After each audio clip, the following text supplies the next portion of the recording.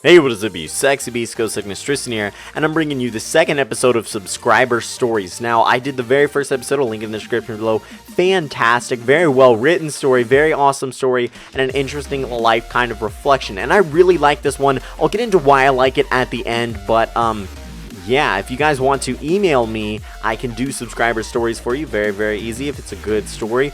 I almost died. So please have it like a rather long story, as long as you can make it, because that makes it more interesting and makes better videos. So I'm actually going to get right into this. This is about my brother. Let's call him John. On July 7th, 1987, my brother John was born. He always loved baseball as a kid. He wore the jersey number 7. The number 7 was really big to him. Born 7/7/1987. He was also the 7th grandson in his family. It was a really big part of his life. But there's where it went downhill. On August 4th, 2007, John passed away in a car accident. I'll always remember that day. My little brother woke me up and he said he was dead. I couldn't believe it. We were all depressed for several months. We moved to a new house when I was in the 3rd grade, and it was only half a mile from his grave. After living at the house for several months, my mom told me to take out the trash. I went outside and I saw the car light on. There was someone in there. I looked closer. I thought it was my dad or something in the car. He looked up. I couldn't believe what I saw. It was John. I was terrified. I didn't know what to do. I was frozen in terror. He looked at me. He was like a statue. Being very cold outside, I was shivering. I had the sudden urge to move. I threw the trash in the can and ran as fast as lightning. I made it inside. I've never been that scared in my life, but it was going to get worse. My mom told me to take out the trash. I would always make an excuse like, I'm in the bathroom or I'm taking a shower. After a month, I didn't think about it as much because I wasn't so afraid of taking the trash out anymore. Before I went, I looked to it and made sure he wasn't there. No one was there. I went out of the door with my chest up like I wasn't afraid. I closed the door behind me. I looked up to see if he was in the car. No one. I took a sigh of relief and there he was. Not in the car, but in front of the trash can. Even though his face was in the dark, I could tell it was him.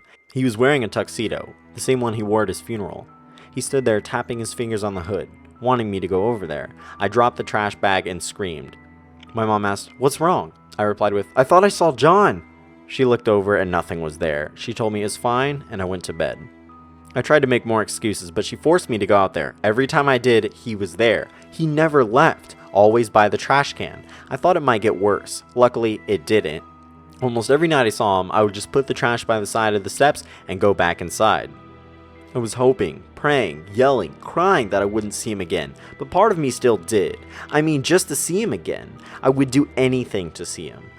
What if you saw the girl of your dreams and then she was gone like the wind?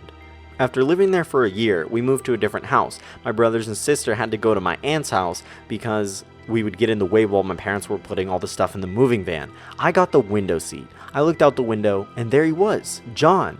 I only saw him at night and now I saw him clearly. I looked at my little brother. He was looking out the window. I know he didn't see anything. I looked back and there he was. While my aunt was going out of the parking lot, he waved to me. I had the urge to wave back and I did. He smiled. I couldn't believe it. I was amazed at what I saw. After moving, my mom told me to take out the trash. I did, but this time he wasn't there. I was confused, sad, and scared at the same time. Since that day, I haven't seen him in person. I thought he was gone forever. I thought he might come back to Earth and then went back to heaven. Where is he? In 7th grade, I tried out for basketball and made the team. I got to pick what number I wanted. I wanted the number 16 at the time because I thought it was a cool number. It was my turn. I was about to say 16, but instead I said 7. I didn't know why. After going home, I thought about why I said it. Then I remembered John wore number 7 in baseball. After that thought, I was happy. To me, number 7 wasn't just a number, it was my brother. Wearing number 7 that year was just like having 2 people inside of me. It wasn't just for basketball, it was for life. If John wasn't inside of me, I would never ask out the girl, kiss a girl, or dance with a girl. Ever since then, there are 2 people inside me today. It's me and John, together.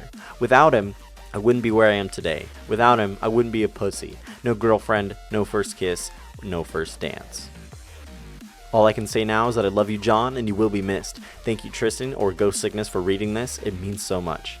R.I.P. John. Now, why I really like this story is basically because I've never dealt with a major loss in my life, and I can't fathom what it would what it would be like to go through something like that. And it really hits home because you associate these people with certain things, and without them gone, you just associate them with the things, and it just really hit home how depressing death is actually, and the different ways people cope with it. I actually really like this story, and the end note at the very end, his conclusion was very nice. I really hope you guys did enjoy this video, because death can make you the people that you are today. And have a great day, and remember the fact that I love you.